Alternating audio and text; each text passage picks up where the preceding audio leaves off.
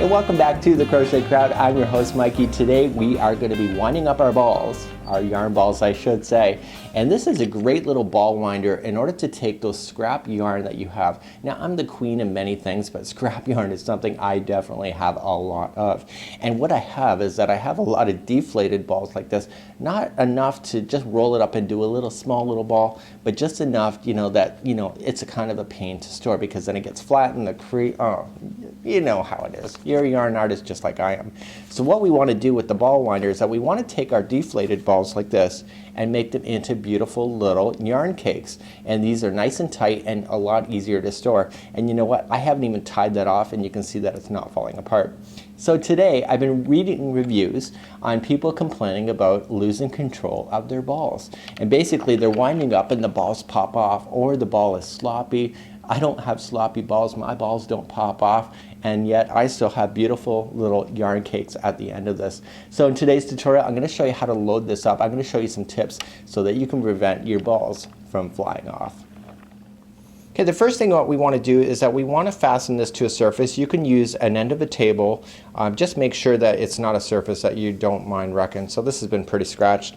And you will notice that these yarn ball winders have a clamp underneath and it has a rubberized bottom. This particular model has. And so I noticed that it happens to fit perfectly within my little chair that I love to sit on. So all I'm just going to do now is that I'm just going to slide the clamp underneath and push it up and just use the wing nuts just like so in order to secure it, just like that. So now all of a sudden you now have a product that's completely mounted and you can completely spin as you go. So that's our first step, mount your ball winder. The next step you want to do is that when you pull your ball winder out of the box, you're going to notice that it's all one unit, and this piece here, all you have to just do is now slide it out and basically all the way out, and you will hear it click. And basically it's now sturdy and in position on the other side that you can see. So basically the yarn is going to be feeding through the eyes of this particular piece right here and then catching on to the ball winder as we go. So that's step number 2. The next step we want to do is that we want to take our yarn from the interior of the ball, and if you have one that's completely round up as well, you can just do it from the exterior. I prefer the interior. And basically I'm not the sharpest tool in the shed, and basically I want to feed it through this. And now I struggled to figure out how to do that really quickly, but here's how you do it. You're going to take your string and you're going to come on the front side, so away from you, and you're going to pull up.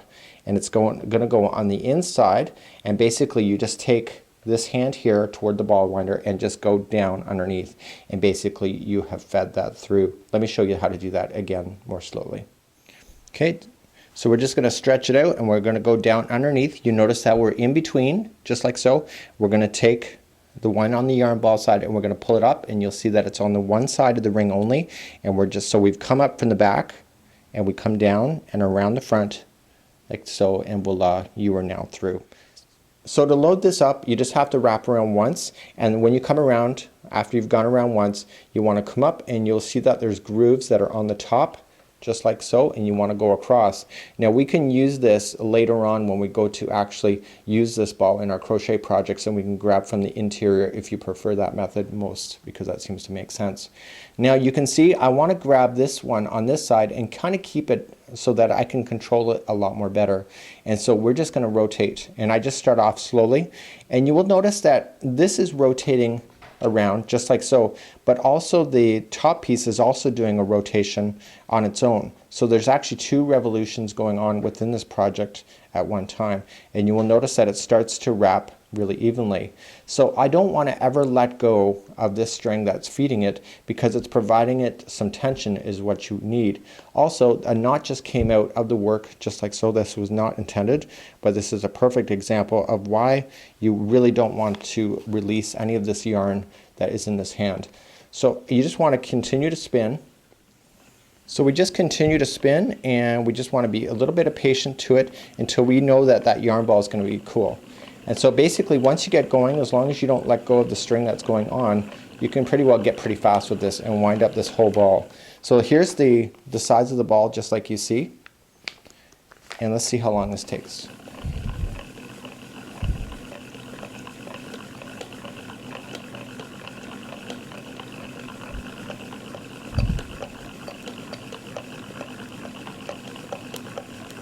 very effortless, just turning it.